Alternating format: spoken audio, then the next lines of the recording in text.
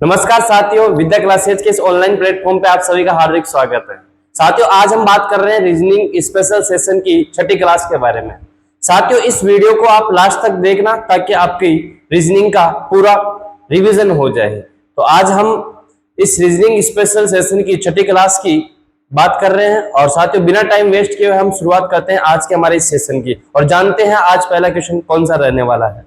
देखते हैं साथियों, पहला क्वेश्चन हमें दिखाई दे रहा है, निम्नलिखित शब्दों को एक सार्थक अनुक्रम में व्यवस्थित करें। कुछ हमें शब्द दिए गए और इन शब्दों को हमें सार्थक अनुक्रम में, सार्थक अनुक्रम का मतलब होता है, हमने एक टॉपिक पढ़ा था, इस टॉपिक का नाम था तार्किक क्रम, शब्दों का तार्किक क्रम। हमने एक टॉपिक पढ़ा था, टॉपिक का नाम था शब्दों का तार्किक क्रम और ये तार्किक क्रम से रिलेटेड एक क्वेश्चन आया है। तो आइए जानते हैं, हमने जाना भी था कि शब्दों के तार्किक क्रम के जो भी क्वेश्चन आते हैं उन्हें में कुछ लॉजिक के अनुसार हमें उनको जमाना होता है। तो सबसे पहले देखते हैं शब्द क्या क्या दिए जा रहे हैं। एक शब्द दिया जा रहा है कभी नहीं, एक दिया जा रहा है कभी कभी, एक सामान्यतः, एक दिया जाता है यदा कदा और एक दिया जा रहा है हमेशा। हमें कुल इस क्वेश्चन में कुल 5 कंडीशन दी गई है। ये सब कंडीशन है साथियों और इन कंडीशन को हमें जमाना है प्रोसेस के अकॉर्डिंग। आइए जानते हैं, कभी नहीं, कभी कभी, सामान्यतः, यदा कदा और हमेशा, इनका अर्थ क्या होता है उसके आधार पे हम जमा पाएंगे। चलो ठीक है, कभी नहीं इसका मतलब हम इसको परसेंटेज में अगर डिवाइड करें तो हमें ध्यान रखना है, कभी नहीं का मतलब होता है 0%, 1% भी पॉसिबिलिटी नहीं होती इसके अंदर। कभी कभी की बात करते हैं, हम बोलते हैं सम टाइम, है ना, और कभी कभी का मतलब होता है 25%। कितना परसेंट होता है? 25% होता है। सामान्यतः की बात करते हैं, सामान्यतः का मतलब होता है जनरली बोले तो 75%, है ना, पूरा 100% नहीं लेकिन 75% स्थिति को हम सामान्यतः बोलते हैं। हमने कहा यदा कदा का मतलब होता है 10%, मतलब कभी कभी से भी कम वाला जो सिचुएशन होती है वो होती है यदा कदा। और अगर हम बात करते हैं हमेशा का मतलब होता है 100%। क्या होता है? 100% होता है। अब इन चीजों के अंदर देखना आपको कि बिल्कुल आरोही क्रम में अगर हमसे पूछे तो 0 से आपको 100 की ओर चलना है, अपने आप हमारे क्वेश्चन का आंसर आ जाएगा। हमने देखा 0, 25, 75 और 10, 100 में सबसे छोटा कौन है? 0, कभी नहीं। और इसके नंबर कितने हैं? 1, तो सबसे पहले 1 आ जाएगा। इसके बाद में 25%, 75, 10, 100, तो 10% आ जाएगा। 10% नंबर कितने हैं? 4 आ जाएगा। इसके बाद में हम जानेंगे तो 25% बोले तो कभी कभी आ जाएगा। इसके बाद में सामान्यतः तो 75% और इसके बाद में हमेशा आ जाएगा। ये हमारा आंसर हो जाएगा, ये हमारा आंसर हो जाएगा। 142, 35 हमने देखा 142, 35 ऑप्शन में नहीं है। 142, 35, 142, 35 कहीं भी ऑप्शन में नहीं है, तो आपको चिंता नहीं करना। ये जो हमारा आंसर आया ये आया आरोही क्रम का। कौन सा आया? आरोही क्रम का। और जनरली हमें आंसर हमेशा आरोही क्रम में ही देना होता है, लेकिन आज आरोही क्रम में इसने ऑप्शन में नहीं डाला तो कोई बात नहीं, हम आरोही क्रम की जगह हम अवरोही क्रम भी इसका आंसर लिख सकते हैं। अवरोही क्रम लिखेंगे तो आइए जानते हैं, कुछ नहीं करना, इसका उल्टा करना आपको। और इसका उल्टा किया तो यहां आ जाएगा 5, फिर 3, फिर 2, फिर 4, फिर 1। आप ये देख लीजिएगा, क्या 53, 241 कहीं ऑप्शन में मिल रहा है? इसमें नहीं है। यहां देखा 53, 214 नहीं होगा। यहां देखा 53, 241, बिल्कुल जो हमारे आंसर आ रहा है वो हमें ऑप्शन सी में मिल रहा है और यही हमारा राइट आंसर हो जाएगा। तो ये कुछ 5 पॉसिबिलिटी होती है जिसके अंतर्गत हमें भेद जानना था और इनको एक शब्दों के तार्किक क्रम के अनुसार जमाना था। आइए जानते हैं अगला क्वेश्चन कौन सा होने वाला है। अगला क्वेश्चन आपके सामने आया कि ऑब्लिक्यू शब्द है ना, ऑब्लिक्यू शब्द को निम्नलिखित में से कौन सा बदला हुआ रूप होगा, है ना। इसी कुछ शर्तें दी जा रही है, उसके अकॉर्डिंग जब इसको बदलोगे तो उसका कौन सा बदला हुआ रूप होगा, 4 ऑप्शन में से आपको बताना है। क्या शर्तें दी जा रही है वो देखते हैं। जब शब्द के उसके प्रत्येक स्वर को अंग्रेजी वर्णमाला का अनुसरण करते हुए, अंग्रेजी वर्णमाला को फॉलो करते हुए दूसरे क्रम में व्यवस्थित, दूसरे क्रम के अक्षरों से प्रतिस्थापित करते हुए, और प्रत्येक व्यंजन की बात करते हैं, व्यंजन को अंग्रेजी वर्णमाला का अनुसरण करते हुए तीसरे अक्षर से प्रतिस्थापित किया जाता है, तो बताइए फिर इसका बदला हुआ रूप क्या होगा। हमें एक शब्द दिया जा रहा है ऑब्लिक्यू, और ऑब्लिक्यू शब्द को स्वरों को कुछ अलग कंडीशन के अनुसार जमाना है और व्यंजन को हमें कुछ अलग कंडीशन के अनुसार जमाना है। और उसके बाद में हमें कहा जा रहा है कि प्रत्येक स्वर को तो हर दूसरे अक्षर से आपको प्रतिस्थापित करना है और व्यंजन को हर तीसरे अक्षर से आपको प्रतिस्थापित करना है। आइए जानते हैं इसकी व्यवस्था हमारी कैसे बनने वाली है। देखते हैं, शब्द जो दिया जा रहा है वो शब्द आपके पास में ऑब्लिक्यू शब्द है, ऑब्लिक्यू शब्द है। ये शब्द हमने लिख दिया, ऑब्लिक्यू शब्द लिख दिया। अब इसके अंतर्गत हमें कहा जा रहा है कि बताइए कि ये जो व्यवस्था है जिसे उन्होंने बताया उसके अकॉर्डिंग हमें बताना है। ये ऑब्लिक्यू शब्द लिख दिया, ठीक है। अब ऑब्लिक्यू शब्द के अंतर्गत आपको ये पता कर लेना स्वर कौन कौन से हैं, तो मैं हाईलाइट कर देता हूं। ओ स्वर है, आई स्वर है, यू स्वर है, ई स्वर है। और स्वर की क्या कंडीशन कही जा रही है, प्रत्येक स्वर को अंग्रेजी वर्णमाला का अनुसरण करते दूसरे क्रम के अक्षर में आपको प्रतिस्थापित करना है। इसका मतलब आप मान के चलना कि हमें इसको किस प्रकार लिखना है। ओ है, अब ओ का दूसरा अक्षर कौन सा होगा, इसके बाद में दूसरा अक्षर कौन सा आएगा, तो अगला अक्षर तो पी आएगा, और पी का अगला कौन सा होगा, क्यू। तो ओ को तो अपन क्यू से बताएंगे। आई के बाद में अगला जे आता है, लेकिन कह रहा है आई के दूसरा अक्षर कौन सा आएगा, इसके बाद दूसरा अक्षर कौन सा आएगा, तो आई के बाद में जे को छोड़ दो, जे के बाद में के को लिख दो। और यू कह रहा है, यू के बाद में वी को छोड़ दो, डब्ल्यू को लिख दो, और इसके बाद ई के बाद एफ को छोड़ दो और जी को लिख दो। ये आपको करना है। तो हमने स्वरों की व्यवस्था तो जमा दी, अब हमें जमाना व्यंजनों को किस रूप में जमाना है। तो इसने कहा कि व्यंजन कैसे, प्रत्येक व्यंजन को अंग्रेजी वर्णमाला का अनुसरण करते हुए हर तीसरे अक्षर से प्रतिस्थापित करना है। मतलब उस व्यंजन के बाद में तीसरा अक्षर कौन सा रहा उससे प्रतिस्थापित करना है। तो आइए जानते हैं, बी हमारा एक क्या है, व्यंजन है, और बी व्यंजन है तो बी के बाद में तीसरा अक्षर कौन सा आता है, बस सी को छोड़ दो, डी को छोड़ दो, तो अगला कौन सा आ जाएगा, अगला अक्षर आ जाएगा ई आ जाएगा।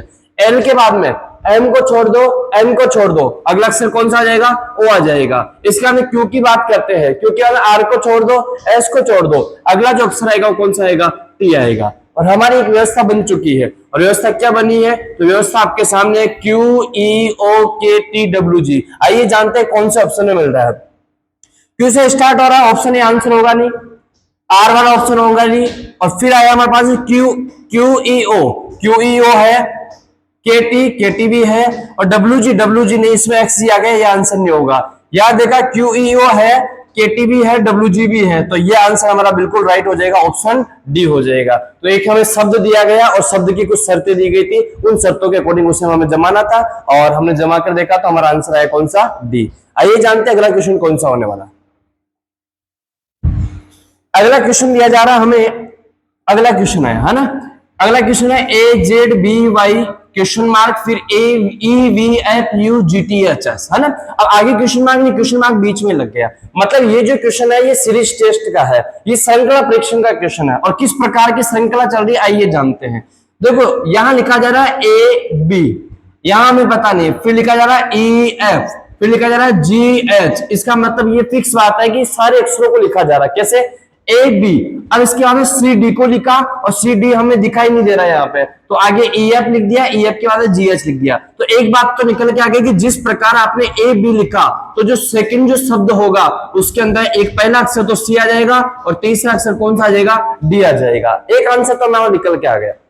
अब आगे क्या कह रहा, देखो अब ये ए और बी को दो जो रेगुलर लेटर है उनको तो पहले और तीसरे में लिखा जा रहा, तो हमने भी सी और डी को पहले तीसरे में लिख दिया।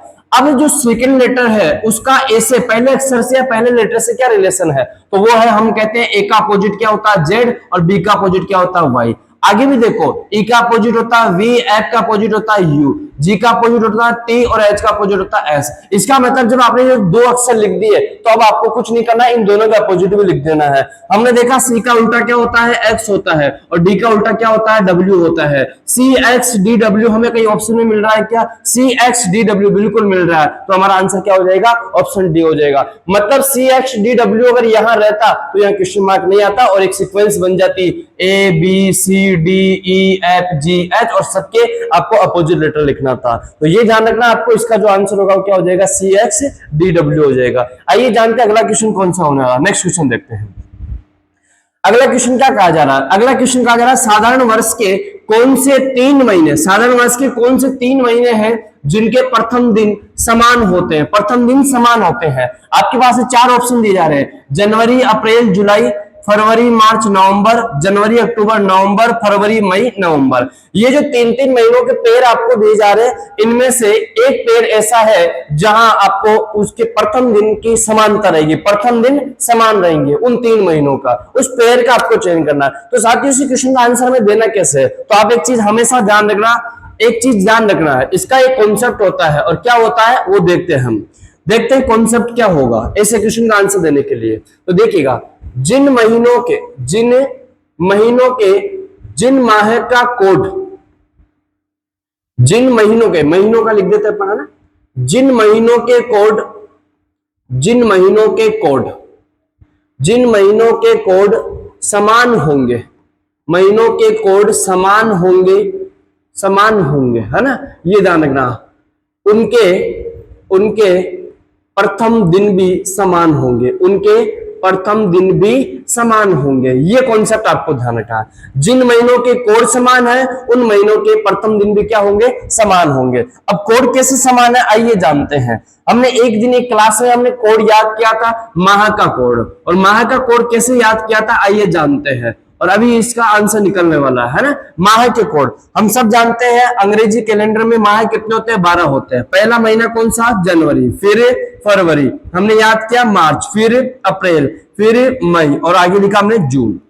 फिर देखा तो आगे लिखा जुलाई, फिर अगस्त, अगला महीना सितंबर, इसके बाद अक्टूबर, फिर नवंबर, और फिर आता है दिसंबर। इनके कोड याद किए थे हमने, और किस प्रकार इनके कोड याद किए थे तो मैंने बताया था आपको कि इनके कोड याद किए थे हमने 144 के रूप में, 144 रूप के रूप में। फिर याद किया था हमने 025 के रूप में, 025 के रूप में। फिर याद किया था 036 के रूप में, और 036, और फिर लिखा था हमने 12 का स्क्वायर में हमें 2 ऐड करना आना चाहिए, है ना। इस प्रकार हमने कोड याद किए थे कि 144, 025, 036, 146 है। अब क्या करना आपको, इनमें आप देखिएगा, इनमें आपको देखना है कि कौन से महीने के कोड समान है। देखिएगा सबसे पहले आपने देखा होगा जनवरी, और जनवरी के समान अगर अपन बात करते हैं तो आपके पास में अक्टूबर का कोड आपको पता होगा समान दिख रहा होगा। इसका मतलब जनवरी और अक्टूबर माह दोनों क्या है, समान है। और जब दोनों माह समान है तो दोनों महीने के प्रथम दिन जो होंगे वो क्या होंगे, समान होंगे। ऐसे हम बात करते हैं, देखो फरवरी का महीना है, फरवरी के साथ साथ में मार्च का महीना है, और देखो 4 किसका कोड आ रहा, नवंबर का कोड आ रहा। इसका मतलब फरवरी, मार्च, नवंबर, इनके 4, इन तीनों महीनों के कोड कितना है, 4 है, 4 है। इसका मतलब इन तीनों महीनों के प्रथम दिन क्या होंगे, समान होंगे। आइए चेक करते हैं, हम एक एक ऑप्शन को चेक कर लेते हैं। जनवरी, जनवरी का कोड कितना है, 1। जनवरी के समान अप्रैल का होगा क्या, नहीं, अप्रैल का कोड 0 होगा, ये तो आंसर हो ही नहीं सकता है। फिर हमने कहा फरवरी, फरवरी का कोड कितना है, 4 है। मार्च का कोड 4 है, नवंबर का कोड 4 है। हाँ बिल्कुल बात सटीक बैठ गई कि फरवरी, मार्च और नवंबर, इन तीनों महीनों के कोड 4 आ रहे हैं, तो बिल्कुल हमारी बात जो होगी वो क्या हो जाएगी, बी सही हो जाएगी। सर सी गलत कैसे हो गया, सी का नंबर 1 है सर, ठीक है। अक्टूबर का कोड 1 है, ठीक है, लेकिन नवंबर का कोड 4 आ गया, इसलिए बात बदल गई। फिर हमने कहा फरवरी का कोड 4 है, मई का कोड 2 है, इसलिए यहां भी बात बैठेगी नहीं। हमारा जो राइट आंसर होगा वो क्या हो जाएगा, बी हो जाएगा। तो आप एक बात याद रखो, जिन महीनों के कोड समान उन महीनों के प्रथम दिन समान रहेंगे। आइए जानते हैं अगला क्वेश्चन कौन सा होने वाला। नेक्स्ट क्वेश्चन देखते हैं। अगला क्वेश्चन आपके सामने दिया जा रहा है, किसी सांकेतिक भाषा में 786 का अर्थ है गिव मी एप्पल, 958 का अर्थ है इट ग्रीन एप्पल, और 645 का अर्थ है गिव ग्रीन फ्रूट, है ना। तो इस सांकेतिक भाषा में मी के लिए कौन सी संख्या प्रयुक्त होगी। साथियों ये जो क्वेश्चन आया है ये कोडिंग डिकोडिंग का क्वेश्चन है, और कोडिंग डिकोडिंग में हमने पहले भी ऐसा क्वेश्चन किया कि जैसे कि यहाँ पे 3 अंक आ रहे हैं, तो यहाँ पे देखो हमें 3 शब्द दिए जा रहे हैं। फिर देखा यहाँ 1 2 3 अंक आ रहे हैं, तो यहाँ देखो 1 2 3 शब्द दिए जा रहे हैं, और यहाँ पे देखो 1 2 3 अंक, तो 1 2 3 शब्द दिए जा रहे हैं। इसका मतलब आप मान के चलो कि इन तीनों अंकों का कोड इन तीनों शब्दों में से कोई एक है। ये जरूरी नहीं है कि 7 पहले नंबर पे आ रहा है, गिव पहले नंबर पे 7 का कोड गिव हो जाएगा, ऐसा नहीं है। लेकिन ये कंफर्म है कि 786 जो तीनों लेटर आपको, सॉरी तीनों अंक जो आपको दिखाई दे रहे हैं, इन तीनों अंकों के कोड इन तीनों में से कोई एक है। इस क्वेश्चन को करने का तरीका मैं बताया भी था। आइए जानते हैं इसका आंसर कैसे निकालना। सबसे कहा जा रहा है 786, है ना। 786 का कोड क्या दिया जा रहा है, 786 का कोड इधर लिखेंगे अपन।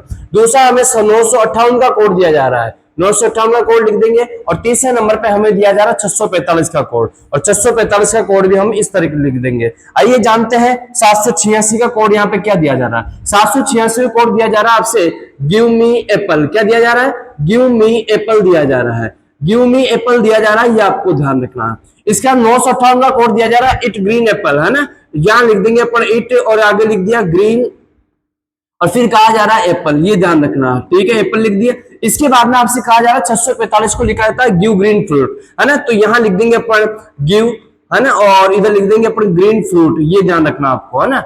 और इसके बाद में आपसे क्या क्वेश्चन कहा जा रहा है, आपसे डायरेक्ट एक बात पूछी जा रही है कि जैसे इस मीन को ऐसे ऐसे कोड किया जाता है, तो आप हमें ये बता दीजिएगा कि मी शब्द के लिए कौन सा अंक आएगा, मी शब्द के लिए कौन सा अंक आएगा, ये हमसे पूछा जा रहा है। हमने कहा था कि जिसके बारे में आपसे पूछा जाता है, जिसके बारे में आपसे पूछा जाता है, केवल आपको उसको देखना है, इसको पढ़कर टाइम वेस्ट नहीं करना। हमसे पूछा कि मी का कोड क्या होगा, हम देखेंगे कौन सी लाइन में मी आ रहा है, मी आ रही है एक तो फर्स्ट लाइन के अंतर्गत, सेकंड में आ रहा है मी नहीं आ रहा, थर्ड में आ रहा है नहीं आ रहा है, तो आप ये मान के चलो जब मी फर्स्ट लाइन में आ रहा है तो इसका कोड भी केवल फर्स्ट लाइन पे आएगा। तो इन तीनों अंकों में से देखो जो केवल फर्स्ट लाइन में है। हमने देखा 7 को, 7 इसमें है क्या, नहीं है, इसमें है क्या, नहीं है। मैं कहूंगा एक बार के लिए हमारा आंसर 7 हो सकता है, लेकिन कंफर्म नहीं कह पाएंगे। फिर आगे देखा 8 इसमें आ रहा है, 8 आ रहा है, 8 आ रहा है, और 8 इसमें भी आ रहा है, इसमें भी आ रहा है, इसका मतलब 8 तो आंसर कभी भी नहीं हो सकता। क्यों नहीं हो सकता है? क्योंकि जब मी पहली लाइन में आ रहा है तो उसका कोड 2 जगह नहीं आ सकता, कोड भी एक जगह ही आएगा। एक लाइन में आ रहा है तो कोड भी एक जगह आएगा।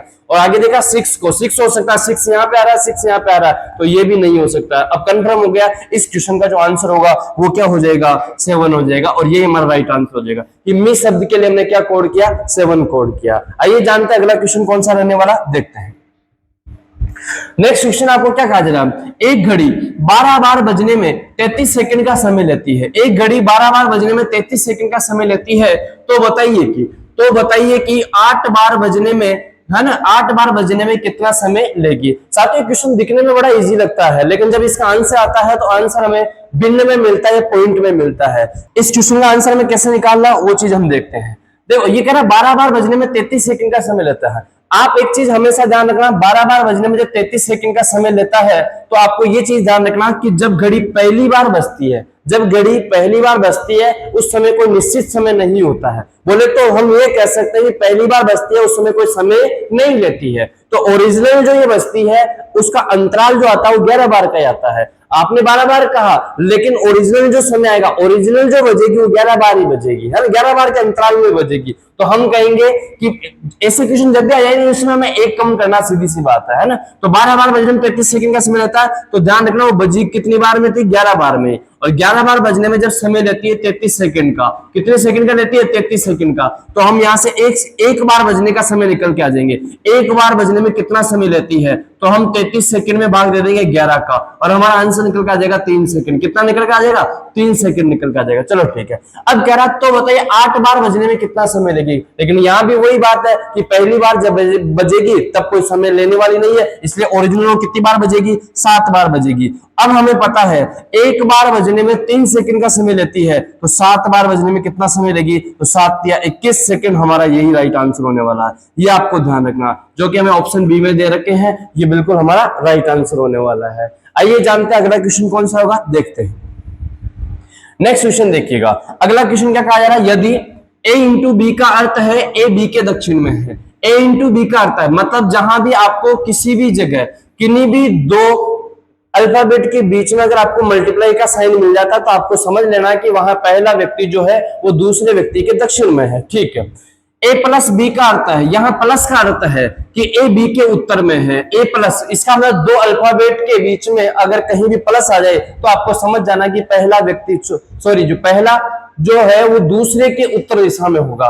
आगे कह रहा है a डिवाइड b का अर्थ है a b के पूर्व में। इसका मतलब होगा जहां भी दो अल्फाबेट के बीच में डिवाइड का साइन आ जाए तो आप कह देना कि पहला दूसरे के पूर्व दिशा में है। और कह रहा है a माइनस बी का अर्थ है कि a b के पश्चिम में है। जहां भी दो अल्फाबेट के बीच में आपके पास में माइनस आ जाए तो आप कहेंगे कि वहां कि पहला जो है वो दूसरे की तुलना में पश्चिम दिशा में है। अब आगे कहा जा रहा तो है ना, एक समीकरण दिया जा रहा है, एक समीकरण दिया जा रहा है, एक अभिव्यक्ति दी जा रही है। और अभिव्यक्ति क्या दी जा रही है, P divide Q plus R minus S में S Q के सापेक्ष किस दिशा में होगा। पहले अपन इसका आंसर निकालते हैं, है ना, पहले आंसर निकालते हैं, जो हमें समीकरण दिया गया है उसके अकॉर्डिंग देखते हैं।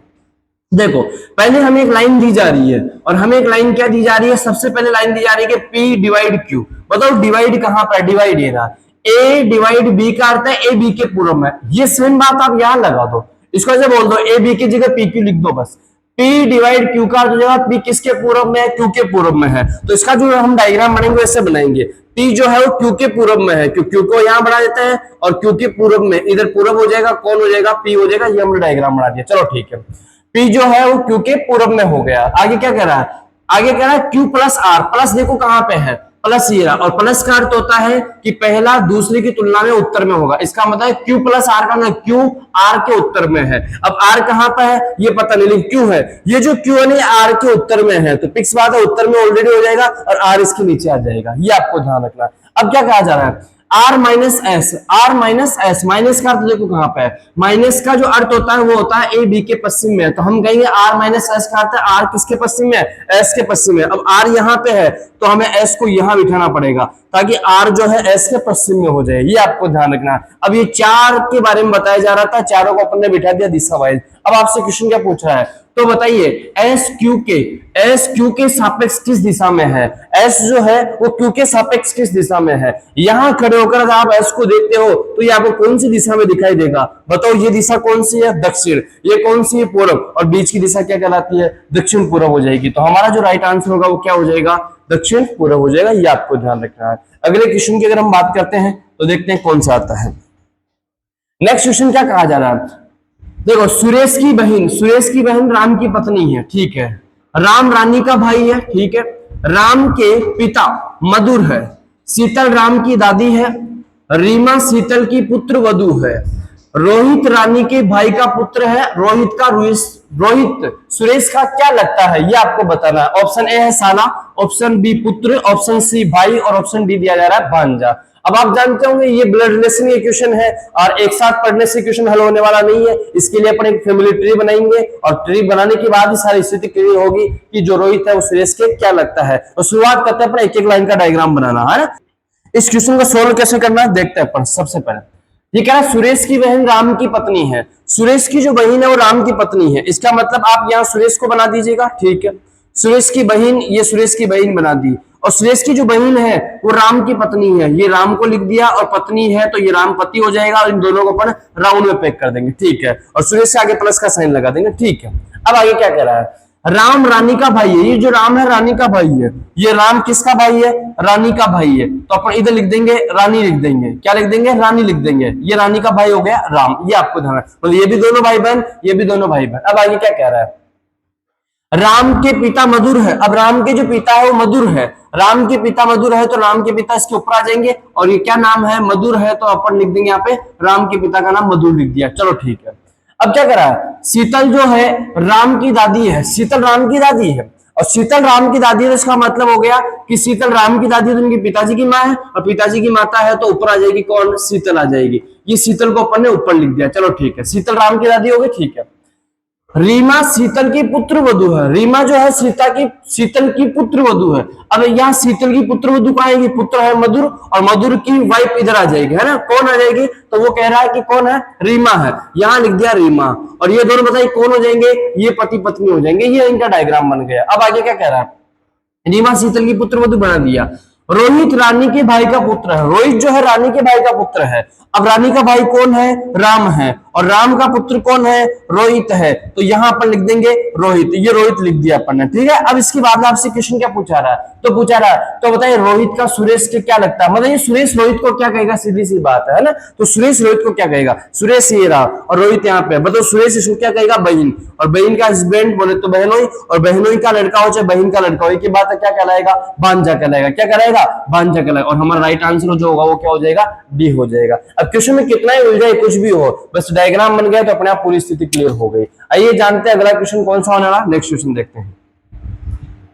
अगला क्वेश्चन दिया जा रहा है, यदि प्लस का अर्थ घटना है, ठीक है, माइनस का अर्थ गुणा है, और डिवाइड का जो अर्थ है वो जोड़ है, और इनटू का अर्थ भाग है, तो बताइए 15 माइनस 3 प्लस 10 इंटू 5 डिवाइड 5 बराबर क्या होगा। तो इस समीकरण को अपन इधर लिख लेते हैं, और कल बताया भी था मैंने कि ये जिस चैप्टर से आया है क्वेश्चन, उस चैप्टर का नाम क्या है, गणितीय संक्रियाएं हैं, बोलो कौन सा है, गणितीय। मूल रूप से चैप्टर जो है गणित का ही है, लेकिन उसको रीजनिंग में कैसे डाल दिया गया, तो इन अक्षरों को बदलने की बात जैसे ही कही गई तो इसका मतलब समझ लो कि इसको कोड किया गया, प्लस को माइनस से, माइनस को गुणा से, और जब कोड की जाती है तो वो बात कौन सी सब्जेक्ट में आ जाती है, रीजनिंग में आ जाती है। तो सबसे पहले हम समीकरण देखते हैं, हमें समीकरण दिया जा रहा है 15 माइनस 3 प्लस 10 है ना, +10 इंटू 5 डिवाइड 5 और बराबर लगा दिया क्वेश्चन मार्क। ये ध्यान रखना, इसमें मैंने बताया 2 स्टेप में क्वेश्चन करने होते हैं। पहली स्टेप होती है आपको चिन्ह चेंज करना और दूसरी स्टेप होती है आपको बोर्ड मास नियम लगाना, है ना। आइए जानते हैं, पहले चिन्ह चेंज कर लेते हैं। और चिन्ह किस प्रकार चेंज करना, आइए जानते हैं। ये 15 ऐसा कैसा आ जाएगा, माइनस को बोलो उसने क्या कोड किया, इंटू, तो यहां पर इंटू लिख देंगे। 3 ऐसा कैसा लिख देंगे, प्लस को क्या कोड किया, घटना, ये घटना लिख दिया, बोले माइनस लगा दिया। अच्छा, मल्टीप्लाई को क्या कोड किया, मल्टीप्लाई को डिवाइड किया, ये डिवाइड लगा दिया। और डिवाइड को क्या कोड किया, तो डिवाइड को इसने कोड किया जोड़ से, है ना। और आगे क्वेश्चन मार्क लगा देंगे। तो फर्स्ट स्टेप हमने कंप्लीट कर ली। फर्स्ट स्टेप है कि हमें चिन्ह चेंज करना और हमने चिन्ह चेंज कर दिए। अब अगली स्टेप हमें दी जा रही है। अगली स्टेप हमें क्या कहा जा रहा है कि अब इनमें आपको 4 साइन दिए जा रहे हैं, मल्टीप्लाई, माइनस और डिवाइड और प्लस। तो इनमें से हमें क्रम देखना है पहले क्या होगा। तो हमने याद किया कि हमारे रीजनिंग में सबसे ज्यादा ये क्रम चलता है ना, सबसे ज्यादा ये क्रम चलता है। सबसे पहले हमें डिवाइड करना होता है, फिर मल्टीप्लाई, फिर हमें एडिशन, फिर सबट्रैक्शन, है। मतलब आपको करना होता है सबसे पहले भाग, है ना, और भाग के बाद में आपको करना होता है गुणा, और गुणा के बाद में आपको करना होता है जोड़, और जोड़ के बाद में करना होता है बाकी। ये हमें क्रम याद रखना है। तो आइए जानते हैं, सबसे पहले भाग देंगे और भाग दिया तो भाग का साइन ये आ रहा है ना, और भाग का दिया तो 10 में आप 5 का भाग दीजिएगा। 10 में 5 का भाग देंगे तो 5 दूना 10 आ गया, लेकिन 2 क्या आगे क्या लग जाएगा, माइनस, क्योंकि 10 के आगे माइनस था। ठीक है, अब मल्टीप्लाई करेंगे, 15 इंटू 3 करो, 15 तिया 45 लिख दिया। अब आपको प्लस करना है और प्लस करोगे तो देखो ये 45 है और 45, ये तो माइनस के है, तो 45 प्लस के और इधर 5 प्लस के, तो पहले 45 और 5 जोड़ दो। 45 और 5 जोड़ देंगे 50 हो जाएगा, और 50 में से 2 घटाएंगे तो हमारा आंसर कितना आ जाएगा, 48 आ जाएगा। कितना आ जाएगा, 48 आ जाएगा। यही हमें देखना है, और हमने देखा आंसर हमें 48 कहां मिल रहा है, तो हमारा ऑप्शन बी बिल्कुल राइट आंसर हो जाएगा। ये आपको ध्यान रखना है। अगला क्वेश्चन जानते हैं कौन सा रहने वाला है। नेक्स्ट क्वेश्चन देखते हैं। अगला क्वेश्चन क्या कहा जा रहा है, अगला क्वेश्चन कहा जा रहा है एक मेज पर लाल, हरे और पीले रंग की कुछ गेंदें रखी हुई है। ठीक है, जितनी पीली गेंदें हैं उतनी ही लाल गेंदें हैं। पीली गेंदें हरी गेंदों से दोगुनी है, तो लाल गेंदों की संख्या मतलब क्या होगी, इनमें से 4 ऑप्शन देखना आपको। चलो देखते हैं। सबसे पहले क्या किया जा रहा है, इसे कहा जा रहा है एक मेज में 3 कलर की गेंदें दी जा रही है, लाल, हरी और पीले रंग की कुछ गेंदें रखी हुई है। ये कह रहा है जितनी पीली गेंदें हैं उतनी ही लाल गेंदें हैं। तो हम देखते हैं जितनी पीली गेंदें हैं, तो ये लिख दिया पीली, और पीली गेंदों के बराबरी किसकी संख्या है, बोलो, पीली गेंदों की संख्या के बराबर ये लाल गेंदों की संख्या। चलो ठीक है, ये लिख दिया अपन ने, है ना। जितनी पीली गेंदें हैं उतनी ही लाल गेंदें, मतलब दोनों की संख्या क्या है, बराबर है। अब कह रहा है पीली गेंदें हरी गेंदों से दोगुनी है। पीली गेंदें जो है ये हरी गेंदों से दोगुनी है, इसका मतलब हरी गेंद यहाँ पे आ जाएगी, और ये हरी गेंदों की तुलना में कितनी है, तो ध्यान रखना है दोगुनी है। कितनी है, दोगुनी है। ये ध्यान रखना दोगुनी है। अब आपसे क्वेश्चन क्या पूछा रहा है ना, तो क्वेश्चन पूछा जा रहा है आपसे, तो बताओ लाल गेंदों की संख्या क्या होगी। इनमें से देखना लाल गेंदों की संख्या क्या होगी, तो देखते हैं। पीली और हरी गेंदों के जोड़ जितनी होगी, पीली और हरी के जोड़ जितनी होगी, क्या नहीं साहब, इतनी है, क्योंकि पीली गेंदों के बराबर लाल गेंद है। इसका मतलब ये तो आंसर नहीं हुआ कि, क्योंकि जब इन दोनों के जोड़ से, भाई जैसे मान लेते हैं कि ये एक गेंद है और इधर इसकी दोगुनी है ये 2, और इन दोनों को जोड़ेंगे 3 हो जाएगी, लेकिन ये तो कह रहा है कि पीली के बराबर है। इसका मतलब ये पहली बात तो सटीक नहीं बैठेगी। आगे कह रहा है हरी गेंदों से दोगुनी है, हरी गेंदों से दोगुनी, हाँ ये बात जरूर हो सकती है। जब पीली गेंदें इनसे दोगुनी है और जब पीली के बराबर कौन सी है, लाल, तो फिक्स बात है कि लाल गेंदें जो है वो हरी गेंदों के कैसी कंडीशन में हो जाएगी, दोगुनी में हो जाएगी। ये बात हमारी बिल्कुल राइट हो जाएगी। ये आपको ध्यान रखना, आगे फालतू में पढ़कर टाइम वेस्ट नहीं करना। ठीक है, देखते हैं अगला क्वेश्चन क्या होगा। अगले क्वेश्चन की बात करते हैं। 8 मित्रों का एक समूह, 8 मित्रों का एक समूह है, नाम दिए जा रहे हैं SPLENDOR। एक वृत्त में समान दूरी पर बैठे हैं। चलो ठीक है, ये सीटिंग अरेंजमेंट का क्वेश्चन है, और मैंने बताया ना इसको पढ़कर टाइम वेस्ट नहीं करना, जैसा ऐसा कहे वैसा वैसा डायग्राम बनाते जाओ। ठीक है, तो देखते हैं। 8 मित्रों का एक समूह है जो एक वृत्त में बैठे हैं और समान दूरी पर बैठे हैं। तो पहले अपन एक वृत्त बना लेते हैं, एक वृत्त बनाकर फिर इनको बिठाते हैं। एक वृत्त बना दिया, ये व्रत बना दिया। चलो ठीक है, कितने व्यक्ति बिठाना है इसमें, 8 व्यक्ति बिठाना है। 8 व्यक्तियों को अपन बिठा देते हैं कुछ इस प्रकार। 8 व्यक्ति को अपन ऐसे बिठा देंगे, ये 8 व्यक्ति हो गए। 4 और एक इधर बिठा दिया, एक इसके सामने बिठा दो, एक इधर बिठा दिया तो एक इसके सामने बिठा दो। ये 8 व्यक्ति बिठा दिए। चलो ठीक है, यहां तक हमारा हिसाब कंप्लीट है। अब आगे क्या कर रहा है, एस और पी उत्तर दक्षिण में, एस और जो पी है वो उत्तर दक्षिण में है। बताओ इस टेबल का उत्तरी हिस्सा ये हो जाएगा, तो यहाँ किसको बिठा दो, एस को, यहाँ किसको बिठा देंगे, पी को बिठा देंगे, क्योंकि इसने कहा एस और पी जो है उत्तर दक्षिण में। ठीक है, आगे कह रहा है एल और ई पूरब पश्चिम दिशा में बैठे हैं। एल और ई जो है पूरब, तो पूरब तो है इधर और पश्चिम में इधर, तो एल आ जाएगा आपका इधर और ई आ जाएगा आपका इधर आ जाएगा, ये पूरब और पश्चिम में बिठा दिया। चलो ठीक है, अब आगे क्या कह रहा है, एन जो है एस और एल के बीच में बैठा है, एन जो है एस और एल के बीच में बैठा है, एस और एल के बीच में एन बैठ सकता है, बिल्कुल सही बात है, जगह है। ठीक है, इसके बाद में क्या कह रहा है, इसके बाद और ओ के सामने तिरछा बेटा है, और ओ के सामने तिरछा बेटा है। ये और शब्द आता है ना, ये हमेशा फर्स्ट पर्सन के लिए आता है। किसके लिए आता है, फर्स्ट पर्सन के लिए आता है। इसका मतलब एन की दो कंडीशन दी जा रही है कि एक एन जो है ये एस और एल के बीच में बेटा है और ओ के सामने तिरछा बेटा है, और ओ के सामने तिरछा बेटा कौन बेटा है, एन बेटा है। ये एन यहाँ पे है तो यहाँ पे कौन आ जाएगा, बोलो ओ आ जाएगा, ये आपको ध्यान रखना। चलो ठीक है, अब आगे क्या कह रहा है, यदि ई के बाद बेटा है, आर जो है ई के बाद बेटा है, तो ई के बाद में एक ही जगह ऑप्शन है ना, तो यहां अपन बिठा देंगे आर को, ये आपको ध्यान रखना। ठीक है, अब क्या तो डी कहां बेटा है, सबसे पहले तो डी इसमें तो बिठाओ है ना, और सारे 8 व्यक्ति में 7 को बिठा दिया, तो एक बच्चा कौन है, 8वां डी बचा, तो डी को यहां बिठा दिया। अब डी कहां बेटा है, इनमें से देखना, डी पी और एल के बीच में बेटा है, डी पी और एल के बीच में बेटा है, यहां नहीं होगा, और टी के बीच में नहीं है, ई और पी के बीच में नहीं है, अच्छा पी और एल के बीच में, हाँ डी पी और एल के बीच में, तो हमारा राइट आंसर क्या हो जाएगा, ऑप्शन डी हो जाएगा। तो 8 व्यक्तियों को भी अपने बहुत साधारण तरीके से बिठा दिया है ना बैठक व्यवस्था के इस क्वेश्चन के अंदर। आइए जानते हैं अगला क्वेश्चन कौन सा होने वाला है।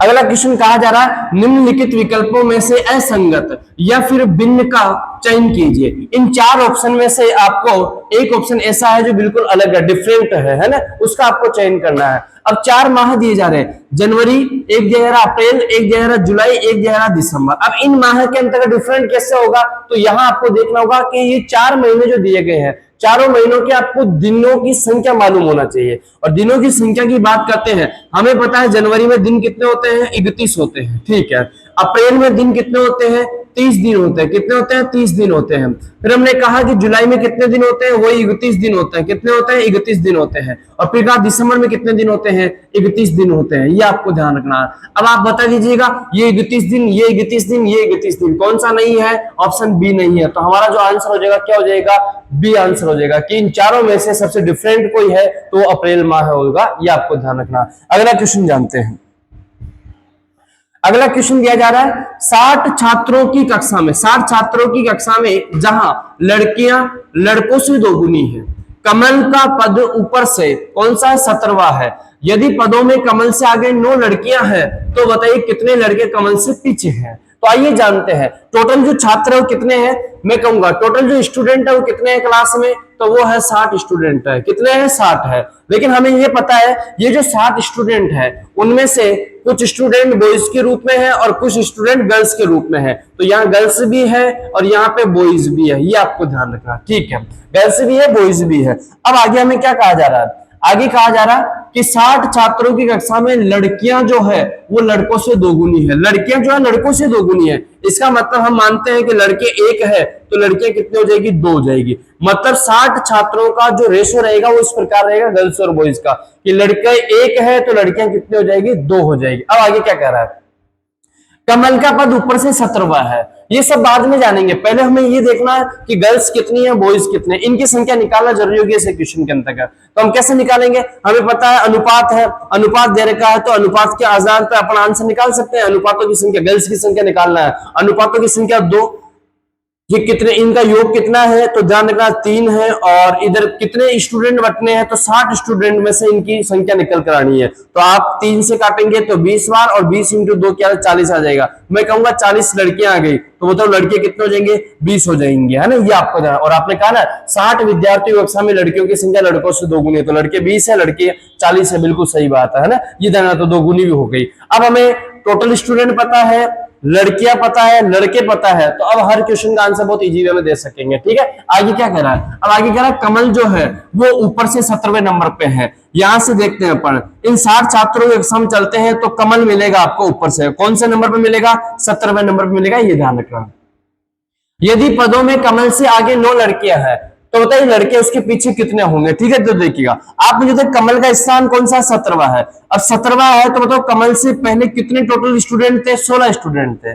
16 में कुछ गर्ल्स है और कुछ बॉयज है। आपको कहा जा रहा है कि कमल से पहले कितनी लड़कियां, 9 लड़कियां हैं। इसका मतलब टोटल कितने हैं, 16, तभी तो जाकर 17वां कमल का स्थान हुआ। उसमें भी 9 लड़कियां हैं तो बॉयज कितने हो गए बताओ, 7। बताओ कितना हो गए, 7। 16 में से 9 गए, 7 बॉयज हो गए। तो टोटल पता है कितनी लड़कियां वो पता है, कितने बॉयज है वो पता है। अब आपसे एक क्वेश्चन पूछा जा रहा है कि बताइए कमल के, तो बताइए है ना, कितने लड़के उसके पीछे होंगे। बताओ क्लास में टोटल लड़के कितने हैं, 20 है। कितने हैं, 20 है। 20 में से कमल से ऊपर आ गए 7, कमल खुद एक लड़का है 8, तो बाकी कितने बच गए, 20 में से 8 गए, कितने बचे, 12 बचे। और वो 12 लड़के कमल के क्या रहेंगे, पीछे रहेंगे, ये ध्यान रखना। जो कि हमें ऑप्शन ए में दिख रहा है और ये हमारा राइट आंसर हो जाएगा। अगले क्वेश्चन की बात करते हैं, कौन सा आएगा देखते हैं।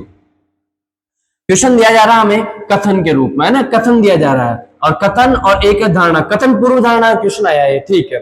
इसने क्या कहा, एक पिता ने अपने पुत्र से कहा विदेश में नौकरी करने का निर्णय लेने से पहले एक बार मुझसे परामर्श कर लेना। मतलब इन्होंने अपने पुत्र को कहा कि अगर तू विदेश में नौकरी करने का विचार करता है या तू सोच रखा कि मैं विदेश में नौकरी करना, तो एक बार तू विदेश के इस नौकरी करने के निर्णय लेने से पहले एक बार मुझसे परामर्श कर लेना। ये उनका कथन स्टेटमेंट है। अब दो पूर्व धारणा दी जा रही है कि इसके पीछे क्या अनुमान हो सकता है ना। तो देखते हैं कि ऐसा क्यों कहा पिताजी ने, ठीक है। तो आगे क्या कह रहा है, पिता चाहते हैं कि उनका पुत्र विदेश में जाए। आप देखिएगा ये लाइन दी जा रही, पिता चाहते हैं कि उनका पुत्र विदेश में जाइए। नहीं साहब, पिता चाहते तो ऑलरेडी ऐसा नहीं कहते कि मुझसे परामर्श लेना, वो ऑलरेडी उसको परामर्श दे रहे होते अगर वो चाहते तो। ये बात तो बिल्कुल भी सटीक नहीं है। और अगली बात क्या कही जा रही है, अगर पुत्र अपने पिता से सलाह नहीं लेता तो वो गलत फैसला कर सकता है। हाँ बिल्कुल ये बात सही है। उन्होंने आपको अपने पुत्र को चेताया है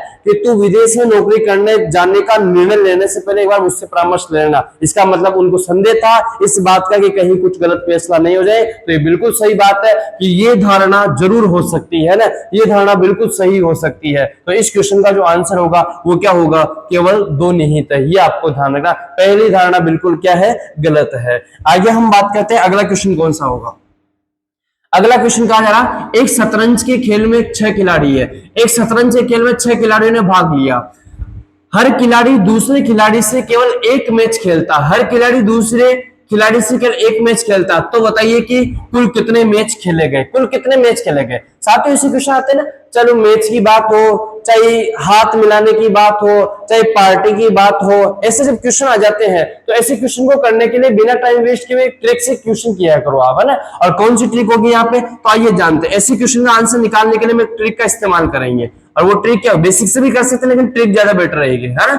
यहाँ ट्रिक लिखेंगे n-1/2, बस ये लिखना आपको। और n का मतलब होता है जो यहाँ संख्या दी जाती है आपको। यहाँ हाथ मिलाने की बात हो तो कितनी बार मिलाए जा रहे हैं उसको लिख दो, पार्टी कितनी बार दी जा रही है उसको लिख दो, खिलाड़ी कितने उसको लिख दो। n का मतलब ये होता है जो दी गई संख्या होती है। अब देखते हैं, n का मान 6 हो जाएगा, कोष्टक हटाएंगे मल्टीप्लाई लग जाएगा। n का मान 6, 6 में से गया तो 5, और भाग कितने का दिया, 2 का दिया, और 2 का भाग दिया 2 तिया 6, और 3 इंटू 5 कर दिया, आंसर कितना हो जाएगा, 15 हो जाएगा। ये हमारा आंसर हो जाएगा, ये आपको ध्यान रखना है। अब इसकी अगर बेसिक से बात करते हैं, है ना, और बेसिक से बात करते हैं तो आइए जानते हैं टोटल खिलाड़ी कितने हैं, 6 खिलाड़ी है। हम बात करते हैं छठे खिलाड़ी की। बोलो छठा खिलाड़ी जो है वो मैच किन किन से खेलेगा, छठा खिलाड़ी किन किन से मैच खेलने वाला है। छठा खिलाड़ी मैच खेलेगा पहले से, दूसरे से, तीसरे से, चौथे से और पांचवें से। फिर हम बात करते हैं पांचवा खिलाड़ी किन किन से मैच खेलेगा, पांचवा खिलाड़ी। तो पांचवें खिलाड़ी की बात करते हैं तो पांचवा खिलाड़ी जो मैच खेलने वाला है वो खेलने वाला है, ध्यान रखना, पहले से, दूसरे से, तीसरे से और चौथे से। ये आपको ध्यान, पांचवा खिलाड़ी इन 4 के साथ में मैच खेलने वाला है। फिर हम जानते हैं सर चौथा खिलाड़ी किन से मैच खेलेगा। चौथे खिलाड़ी की बात करते हैं तो वो मैच खेलने वाला है, ध्यान रखना, चौथा खिलाड़ी मैच खेलेगा 1 से, 2 से और 3 से खेलेगा। ये आपको ध्यान, बाकी ऊपर वाले से मैच उनसे पहले ही हो गए, ये आपको ध्यान रखना, ठीक है। अब अगर हम बात करते हैं, अब बात करते हैं कि सर तीसरा खिलाड़ी किससे मैच खेलेगा। तीसरे खिलाड़ी की अगर अपन बात करते हैं तो वो जो मैच खेलेगा वो खेलेगा पहले से और दूसरे से खेलेगा। ये आपका तीसरा खिलाड़ी पहले से और दूसरे से खेलेगा, क्योंकि तीसरा देखो चौथे से खेल लिया, पांचवें से खेल लिया, छठे से खेल लिया, इसलिए अपन यहाँ लिखेंगे 2 से खेलेगा। और फिर बाद में अगर बात करते हैं तो हम कहेंगे कि सर दूसरा खिलाड़ी किससे मैच खेलेगा, तो दूसरा खिलाड़ी केवल और केवल मैच खेलेगा तो वो खेलेगा केवल एक से, क्योंकि बाकी से पहले खेल चुका है, सबसे ध्यान रखना, ठीक है। और इसके बाद में हम बात करते हैं सर पहला खिलाड़ी किससे मैच खेलेगा, तो पहले खिलाड़ी के सारे मैच हो चुके हैं, देखो 1 2 3 4 5 और पूरे मैच हो गए, और एक मैच आपको बताओ ये होगा, ये किससे खेलेगा, 0 से खेलेगा। तो हमारा आंसर होगा 5 4 9 3 12 14 कितने हो गए, 5 हो गए, है ना, 14 15 हो गए। तो यही हमारे क्वेश्चन का आंसर होगा कि दो खिलाड़ी जो होंगे यही आपको जोड़ देना है ना, और इन सबका योग करोगे तो आपका आंसर कितना हो जाएगा, 15 हो जाएगा। ये आपको ध्यान रखना है। तो इस क्रम से हमें इन खिलाड़ियों को खिलवाना है, ये आपको ध्यान रखना है, ठीक है। तो पहले खिलाड़ी का कोई मैच नहीं होगा, सारे मैच हो चुके हैं ऑलरेडी, ये आपको ध्यान रखना, ठीक है। तो इसका आंसर 15, बेसिक से इस तरीके से करना, लेकिन ट्रिक ज्यादा बेटर रहेगी, और हमारा आंसर क्या हो जाएगा 15, जो कि मैं ऑप्शन बी में देख रहा है ना, ये आपको ध्यान रखना। तो साथियों आज के सेशन का हम यही समापन करते हैं, और कमेंट करके बताना आज का सेशन आपको कैसा लगा, है ना, ये आपको बताना। तो बाकी अच्छा करते हैं अपन अगली क्लास में। धन्यवाद।